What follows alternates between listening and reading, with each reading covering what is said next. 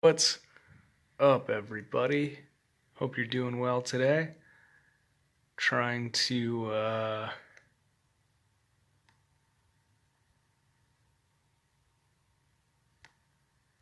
whoa. I missed a bunch of, sorry. I was just like scrolling through it and I'm getting used to like, hey, thanks for like Jonathan. I hope you're doing well. I'm kind of getting used to how to read comments. Like I missed a bunch of comics on a previous comments on a previous video, but let's talk about comics. So I'm going to talk about four comics and plus an actual book today. So yeah, we're gonna do that. I'm gonna start with this one first. So we're actually gonna go from the top up. We got The Green Hand by Nicole Clavelo. I'm gonna assume that's how I say her name, but I really don't honestly know. The reason why I'm gonna show you guys this one is her stuff. If you've been looking at my colors, like I've been soaking up her color knowledge. Look at how green that is. But I've been soaking up her color knowledge here a lot recently. So if you've seen it, kind of a change in my colors, this book is going to be a big reason why, and I'm excited to show it to you guys. Next one in this book, not affecting my colors, but how I render. This is Infinity 8 by Dominique Bertail, Louis Trondheim, and Zepp. So I like this one because the rendering is really good, cool. It's pretty cool. And then we'll go into Michael Moorcock. I'm going to be talking about him a little bit today with The Swords of Heaven and the Flowers of Hell. This is by Howard Chaykin. So Chaykin adopted it. Adapted it. The cool thing about this one is this is pretty much a fully colored, like if you look at that, all the pages within this comic are fully painted, which is pretty dope. Let's just hope I don't. Yeah, so we'll go through that one. I'm really excited. And then I'll talk about, this is a really cool comic that I have. This is a Mobius, the Airtight Garage, because one of the characters, so if you guys know what the multiverse is, like you obviously, I mean, if you know DC or Marvel, both of them are doing it. Michael Moorcock kind of created a literary multiverse way before anybody else. And one of his characters appears in this, and we'll talk about this. This is the Cornelius Chronicles by Moorcock as well. But yeah, let's dig in and look at some fucking radical comics. I'm going to set this down. We'll get all set up, and we can go page by page and have a gander if I know how to do things correctly. Got my handy dandy coffee, but I'll get that out of the screen. I just need a little jump start to today. I was feeling a bit sluggish, so let's look at the Green Hand first. So this is a collection of, you can sell it's other stories, but it's, hey, thanks for the like, Josh. Hope you're doing well. Hope you're staying safe. I appreciate it, man. Always appreciate those likes. But I just love her color palette. So about half of this comic is the Green Hand, hence the green. Like that's a straight up green screen right there. But unfortunately, the Green Hand is like the only one that's really colored crazy. Most of the other comics in this are black and white. But I mean, look at that shit, dude. She's an absolute master of colors. You know, it's so radical. I love it so much. And the reds and the yellows, like the cool man, and look through that window. Her use of whites, like I think of like Brendan McCarthy a lot too. But like, so good. You know, you get these warm colors, but they're contrasted so hard against all that black line art. And then there's these eggs that become really important. They're in blue, so it's kind of like forewarning, but I mean, look at those colors, man. It's so fucking rad. Very trippy, druggy too. Like if you like stories that kind of just wander, and the path that it wanders is the experience rather than the ending. This is a good book. Look at, dude, those colors. Love it. Love it, love it, love it. I was already doing bird heavy comics, but like you can even tell in her stuff she's doing a bird too. Started working on the comics before I saw this, so they do look similar, but dude, I mean, look at that. The blue and the orange, such great contrast. And the white, you know? The white in this panel speaks so much more than the black lines. So cool. I love it. But yeah, I mean, this story, so to kind of explain what this story is, these two, it starts with these two living in the same apartment, and she also has a plant. The bird, you can see it here, the bird is really jealous of the plant, so it kind of kills the plant. And then the rest of the story, that's about a third of the story, is they kind of leave the room and go on their separate adventures. And it's just they develop, you know, they kind of, they experience a life cycle almost, you could say, within this, man, look at that, within this comic. But, I mean, so cool. So cool. Look at those blues and greens, dude. I love that. I love that color palette so much. Very weird, you know, very druggy, but it's so cool. She goes through and meets all these like different tenants within the place, you know. It's rad here. Let me see. Yeah, and then she leaves, and this is, I mean, that's the cover, but like she leaves and goes and experiences life, but whoo, that was breathtaking, dude. Such good colors. This is a master class. And then when she goes to new locations, each location has its own colors, man. Beautiful. So cool. And look at his cheeks. You know, those just kind of subtle color variations in it.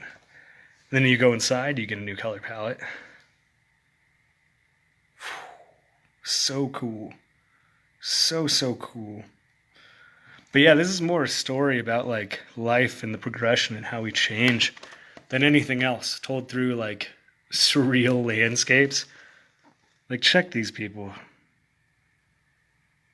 These ain't, I love the use of like non-human humans, you know? These people are, they're taking the place of humans, but that's not really human, you know? I think that's a great idea. They did the same thing in Ghostbusters too. So this is a cool thing. If you go back and look at the old Ghostbuster cartoons, Egon, like the main Ghostbusters, and I forgot her name, but their receptionist, are like the only normal looking people in the cartoon. But if you just see like a bystander, man, the colors, check that shit.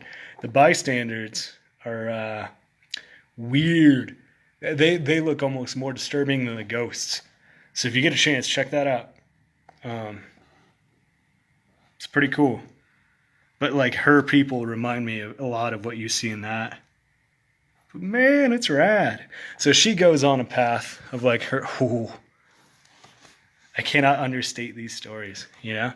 And I'd assume that was, oh, look at that panel break, even though it's one thing. I try to do this sometimes too in my comics. Well, I'll do a full scene, but within that scene, I'll break it up with a gutter. It really kind of forces your reader to slow down. So if you do want, like, and you see other artists do this in a bunch of different ways, like Brandon Graham, like, instead of sheet cut it here, he'll do like a panel inside it. But the amount of time it takes for the reader to read even this, like just with that gutter, the time exponentially grows if you just erase that gutter. So it's kind of cool. Like, these are magic, you know? Scott McCloud talks about them for a reason in that Making Comics book that like everybody's read. And then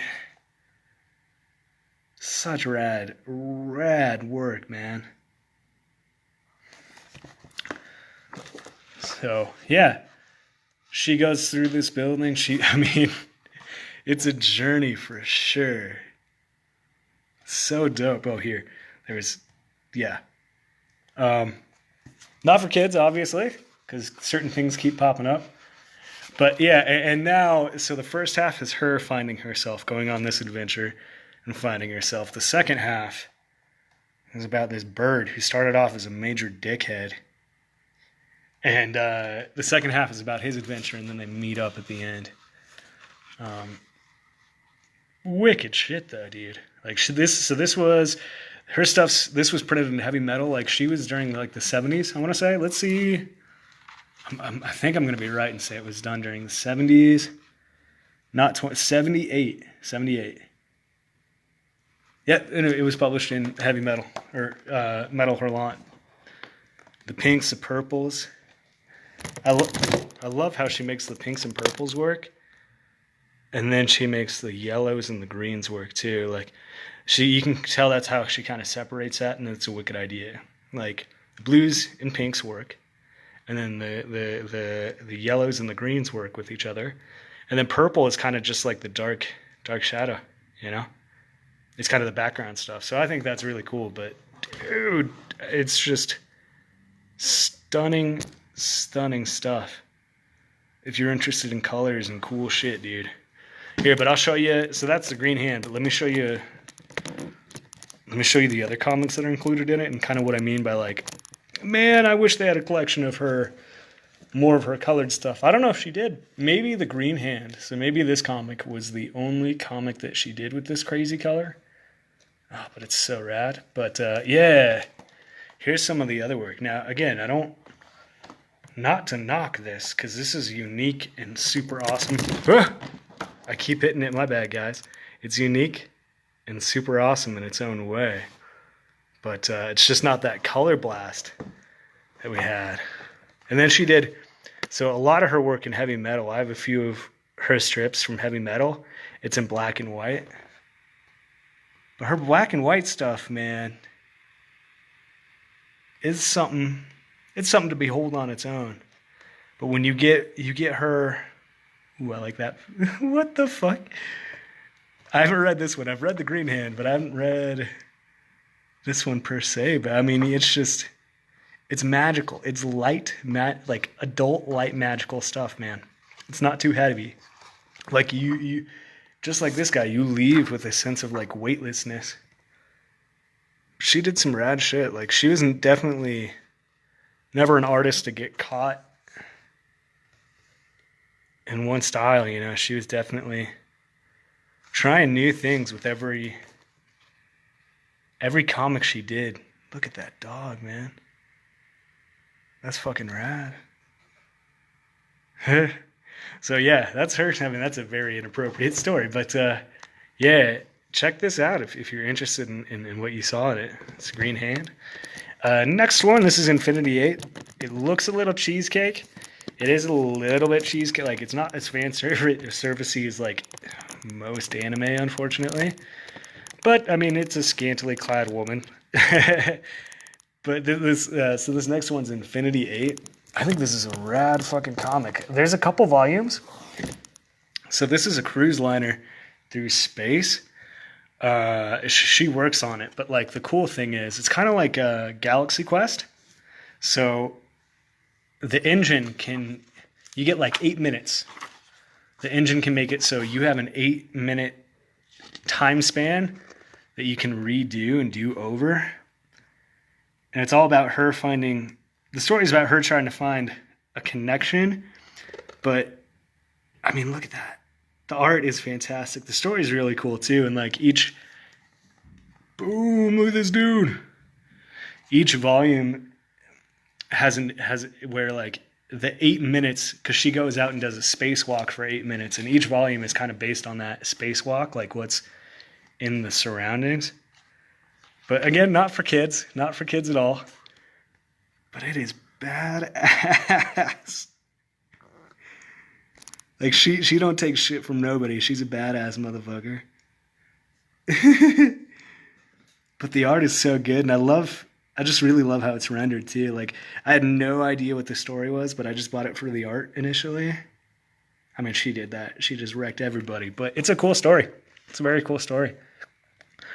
Yeah, so she gets called up. This dude's he's the pilot of the ship. He kind of runs everything. But they're like, we're having issues. You're gonna go outside. We'll give you 8 minutes. Don't fuck up. But look at that coloring, dude. This is my favorite. I think by far my favorite digital rendering. So not the colors, but just the shades. This is some of the most well done color rendering. Because they do it how I'm doing it. This is definitely digital. But they used a brush that mimics traditional really, really well. They're space shots. This is why I bought it. I bought it for many, many reasons. But the space shots are just astounding. And they're headed towards this like super graveyard, like huge graveyard. And that's where the issue is. Oh, hello. Sorry about that, but Silver Surfer, kind of reminds me of some Silver Surfer shit. If you saw me show Valerian to you, it's like Valerian meets Silver Surfer. Dude, look at that. That's a great panel. I love that. I love the rocks floating in space too. That's a cool touch. But yeah, so it's just this huge graveyard. And they these guys who feed on the dead, they're citizens. It's like it's kind of like Babylon 5, this ship. It's called the Infinity 8, but like a bunch of different alien species live on it and are cohabitating peacefully, but these guys eat death. So they're just like in heaven because it's such a big graveyard. So this race, I mean, you just see them going to town. It's hilarious, but isn't that some fresh art? I love the art. Here, let's go a little bit deeper. Look at the expressions. This page is fantastic. I think it's just well done art, incredibly well done. I think there's like 4 volumes of this. Each volume, there's a different artist, but it's always written by Bertel, I want to say. Or maybe Trondheim, I don't know. I just realized I'm friends with Bertel on Facebook and didn't realize that he had a part in this. He's an artist, so I'd say Bertel was an artist on this. Man, so cool. And I think, Trondheim may be the writer. I don't know. We'll look back at the end, but I mean, it's so cool. And she's tasked with taking all these guys out so the ship can move on. But dude, it's so cool. And this dude, he's from the species, but he's like falling in love with her, and like it's it's kind of cool. Man, this is a great book. It's a really good book. Like, you want a lighthearted comic that like you can kind of zoom through and not really. It doesn't get heavy. It's not a heavy comic at all. But it's comics for the sake of comics. This is so cool. This is a straight up comic. You don't expect Alan Moore writing. The writing is good, but like, this is done for the pure fun of making a comic. You can tell. But you get fantastic artists, and it's just death all around him. All this floating shit is like the remains. It's like a graveyard. People just toss the dead. I can't remember how or why it happened, but this is just a huge graveyard of like different species and ships. Man, it's so cool. But yeah, this is Infinity 8. And again, I just getting ready to do a coloring. I'm doing a lot of coloring with the black costume right now. Just kind of looking at this for like how to do some of that rendering. I like it. Here we go. We'll end on this because this is, look at that crazy 2-page spread. Just death. If you're a fan of like the zombie scenes in The Walking Dead, look at all that. It is just, it's so cool. I love it. So yeah, that's Infinity 8. This is the first volume. Do yourselves a favor, check it out if you're interested. If you like good art, if you like fun stories, if you like fun comics, this is a fun comic for sure. Let me see. All right, story by Trondheim Zepp. Oh, that might be is it Trondheim. I don't know. Trondheim and Zepp, or just Trondheim Zepp. But yeah, Dominic Bertail. Dude, dope. I didn't know I had a comic by him. To be totally honest, I follow all his like shit on on Facebook, and I'm like, dude, I would love to own a comic by him. I do, and it's dope. Good. I'm glad I realized that today. I got a couple more for you. We're gonna now enter the Michael. Ooh, caught it. Can't fucking touch this. We're entering the Michael Moorcock phase. Just because I want to show you, there's one comic. Then we'll bridge into another comic and bridge into. Hey, look, it's my new issue. But we'll bridge into the book. But this next comic is The Swords of Heaven, The Flowers of Hell by Howard Chaykin. Adapted from a story by Michael Moorcock. And again, it's kind of like the shared universe. So if you know Elric, the elf, Michael Moorcock wrote that. He's done several things. We'll talk about Cornelius, the Airtight Garage. Louis Cornelius, I think is his name. That's either his name or it gets changed. But this is kind of, so yeah, here we go. Elrose, Elric, Corum, Hawkmoon, you know? But the cool thing about this comic is it's like fully painted. Kind of looks like a Punisher thing. But that was the emblem. That's the dude's shield. This story is like kind of cool because like, again, fully painted, but it's like, it's interesting. I think I know why Chaykin decided to do this one instead of others. Other stories, people had already adapted. Look at, I mean, this is every page where it's just that well done. But other people had adapted other comics, and this one he goes, he's happy with showing things. But I mean, look at that. You know, this is almost like you look at Frazetta, and then this is one of the best homages to the you know exactly which painting I'm talking about, but like a great homage to one of the Frazetta paintings. Look at them polar bears. Getting that much expression in a bear's face, to know how to like the anatomy and how you want to fuck with the anatomy to get that much expression in something, man. Oh, such a good artist, you know. It reminds me of Black Sad. I'll probably show that here soon. But yeah, dude, just fully painted. The cool thing about this time period too is like, I think it has to do with the time-wise budget too, but like different levels of completeness within the art that make it all come together to, I mean, really create something, you know? He played, if you can see here, he played a lot with like, there's the dude, like there's his head, but then you just see a silhouette behind stuff, so it's pretty cool. This is like an intermediate story, kind of bringing the soul that is Elric and the other characters kind of like from one dimension to the next. So this is like an in-between reincarnation of the main character that Moorcock kind of played with.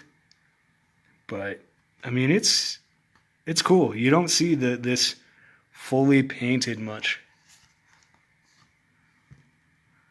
I like it a lot. I like the fully painted comics more than. See, there's more of what I'm talking about, where he'll do like great painting and then just leave it flat. But I think that's just time, circumstances, and him understanding like, okay, I can kind of back off on this part and go hard on this part, and it's gonna like read well and not read incomplete. I love it. It's really cool. It's a cool decision. Like, it's smart decision making for how fast you gotta go, because this takes time, man. It's so cool. It's so cool. I didn't realize he had like a ponytail. Sometimes it like doesn't really catch this cool stuff. Here, let me flip a little further. But yeah, look at that. like very Star Warsy, reminding me of. But dude, there's a heavy metal comic. Well, it wasn't heavy metal, but it was published in heavy metal called Zora and the Hibbernauts. Oh, dude, I gotta show this page. This is so cool. And it was fully painted like this. Check him out. So much Army of Darkness. Like, I look at this page and it screams Army of Darkness. I'm not sure which one came first. I want to say this one, but you can tell those dudes. That is such a cool skeleton warrior. Those guys were looking at it. Probably saw this and then passing at one point. Hell, we're going to... Yeah, he has some very intimate scenes, shall we say. But here, I want to show you a little bit more. Because the art is so cool, dude. I mean, look at that. That is dope. I think that's, and it's a combination of like a lot of different mediums. And this is the interesting part. You look at this one, it's like black line art on the trees and on him. But when you get to the cloak it's wearing, no line art, no even shadows. It's just like a two-tone. It's really interesting. Really interesting art. Let me show you a couple more panels. Because then they get into a war. Yeah, it becomes like a war, all-out war. Between heaven and hell, essentially. And he's kind of taking them on. Dope shit. So cool. And look at that. Like, it's all painted. I love how it doesn't have the holding lines as it gets further away. It's cool comics. There's another scene. Yeah, here we go. I just like the colors on this page. Big ass explosion. Dope art.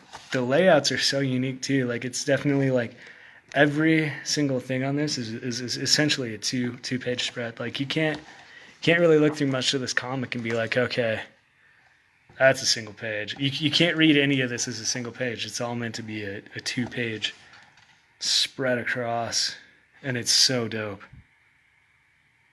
Look at that long panel.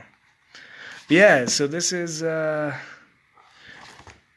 Swords of Heaven, Flowers of Hell, by Michael Moorcock. And one of his other characters is, here, we'll go to this one. Cornelius? Louis Cornelius? Here, let's double check. Of course it's not. Jerry Cornelius.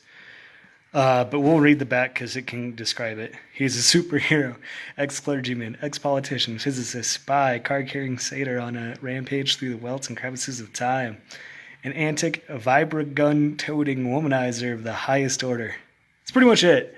So this book is like, I mean, James Bond on drugs. You know, he's kind of like, there's several books to it. I've read the first book. But like, I mean, just weird, drugged out adventures is what this guy goes on, man. He kind of, I mean, anything you can imagine possibly happening plus more happens within these books. And he's the main character. He's like super suave and smooth, super rich, but like super trippy. The first one, the final program, it's about him going after his dad dies. And he was supposed to inherit this mansion that his dad had, but his brother gets it. But this mansion, imagine 13 ghosts, but no ghosts, and replace it all with just murder gadgets, like high-tech gadgets intended to kill the fuck out of you at every inch of this room. So it's about him trying to get his brother, and then it transitions to this party that kind of lasts till the end of time. And then it goes even further from there, that he hosts a party that kind of is like the end of the world, end of time party. But I mean, it's cool. And the reason why I'm bringing this up is because the cool thing about Jerry Cornelius is Michael Moorcock kind of initially had intended, like, he was a free to use character. Anybody who wanted to write, you could include him in any of your stories. Like he was like almost a copyright free character. And then, so one of my favorite comic book artists. This is a cool way of bringing in this comic because I wanted to show it eventually, and this is how I'm going to do so. So this is the Airtight Garage by Moebius. It's just a good way to explain it is the collected fantasies of Gene Gerard. This comic he did serialized in heavy metal, just like almost every comic I own. But this is the American colored version, which is interesting to say the least. I love that. That's him coloring it like that. This I love, but as we get into it, you'll see it. But so this is the Major, but the antagonist of this story is Jerry Cornelius. So Moebius brought Jerry Cornelius in to be kind of like the foil to the Major. The Major is more like, I don't know, it's kind of Moebius's expression of himself into the Moebius universe at first. He did it more like straightforward on Moebius in this place, but initially this was his analogy for himself. And this is kind of like a multiverse type of thing too. It's gorgeous. The way he would do this is he didn't really have a storyline, and you're gonna be able to tell, but like it goes. And like I was saying with the Green Hand, this is one of those where it's not the ending. These pages are okay, but as we get into it, I'll show you some cooler stuff. But yeah, the whole story is like Cornelius is getting ready to come after the Major, and the Major he's kind of like a backdrop of like Jerry Cornelius is coming, he's coming, but they have to change his name to something else in this. But it's yeah, it's cool. But this is Moebius's. I don't know. He kind of. This is one of the important career highlights in what he did. Black and white inked, absolutely. Like it's so cool. It looks so awesome, especially this. Like I love these scenes. He does a lot of these scenes where he creates this huge landscape, but is able to create depth by like carving into shapes and out of shapes. And it's really great stuff. The colors, they change it. I don't say they make it worse or better, but they definitely change it. Some cool things that happen in this, but it's very just kind of stream of consciousness, as you can tell. It's very all over the place with amazing art. Look at that. That's so cool. Everything, anything and everything happens in this. There's two people inside this huge robot running across the land that kind of looks like he looks like the Phantom. You're gonna see a couple.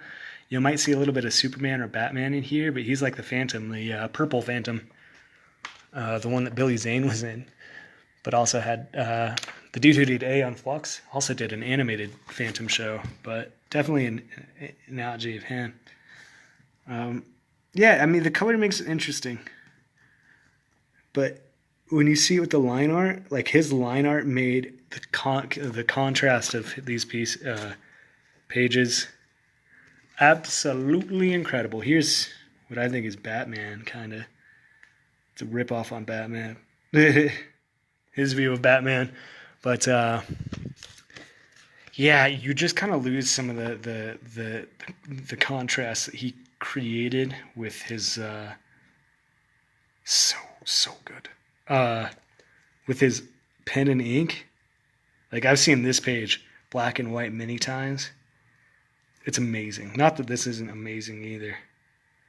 Look at that. I love it. Anytime you can get your hands on him, on Moebius, that's kind of like a Nicole Clavelo panel right there. That looks exactly like it. But look at that depth. That's what I mean by him creating depth and shit, man. That's a tiny panel, but that panel goes considerably far back, so you spend more time on it. I think it's really cool. But yeah, so I mean, so much happens in this. This page gets shown a lot. This is one of my favorite pages. Different styles. It's all the same dude doing it. I mean, it's amazing work from him. It's really cool. Not this one doesn't get shown as much, so I figured I'd show this love a little bit. Let me see if I can get to Jerry Cornelius. I'm pretty sure this. No, this is the Archer. So this is the Archer. The Archer is cool. He takes care of this person. I think it's a woman. I can't remember if it starts out a woman. Some of his characters go like I don't mean transition, but like are pretty androgynous in the beginning, and then as stories go on, they start to take on their male or female traits. That is something that's not completely uncommon. I'm thinking of like the world of Adina. Man, but that's so good. But let me see if I can get to Jerry Cornelius, because the Major and Jerry Cornelius, the airtight garage. So that's Jerry Cornelius in this. So he's all bandaged up, kind of looking different. This is the Major's lover, we'll say, wife. I don't know wife, but the main person in his life. But it's so cool. The Spirit by Will Eisner. He did the homage to that with every logo he did. I fortunately have this section in black and white. The title page is really cool. I love that. Maybe I don't have that one. Maybe I've just seen it. Never mind, because I don't remember if I've seen that page in black and white. But I mean, it's just a good artist. Can really create cool scenes.